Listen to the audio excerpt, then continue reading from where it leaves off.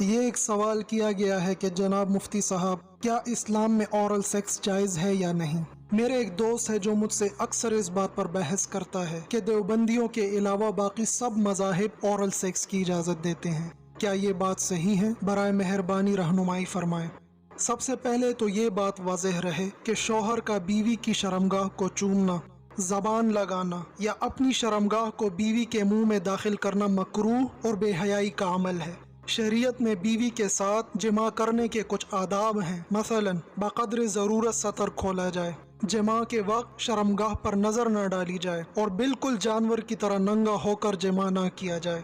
یہ جاننے کے بعد آپ کو بخوبی اندازہ ہو گیا ہوگا کہ اورل سیکس میں ان آداب کی رعایت کرنا ناممکن ہے۔ اور پھر زبان جس سے اللہ کا ذکر کیا جاتا ہے اور جس منہ سے پاک کلمہ اور قرآن کریم کو پڑھا جاتا ہے، اس سے شرمگاہ کا بوسہ لینا وغیرہ کسی بھی طرح مناسب معلوم نہیں ہوتا ہے، نیز یہ جانوروں کا طریقہ ہے۔ اس لیے بہر صورت ایک مسلمان کو اس سے پرہیز کرنا چاہیے۔ البتہ اگر کوئی شخص غلبہ شہوت میں ایسی حرکت کر لے اور شرمگاہ پر نجاست لگی ہوئی نہ ہو تو اس صورت میں اس فعل کو حرام نہیں کہا جائے گا، کیونکہ یہ ضروری نہیں کہ ہر پاک چیز کو منہ لگایا جائے اور منہ میں لیا جائے اور چاٹا جائے۔ مثال کے طور پر ناک کی رطوبت پاک ہے، تو کیا ناک کے اندرونی حصے کو زبان لگانا، اس کی رطوبت کو منہ میں لینا پسندیدہ چیز ہو سکتی ہے؟ کیا اس کو چومنے کی اجازت ہوگی؟ اسی طرح مرد و عورت کا ایک دوسرے کی شرمگاہ کو بھی چومنا ایک غیر مہذب و ناشائستہ عمل ہے جس کی اسلام میں قطعاً اجازت نہیں۔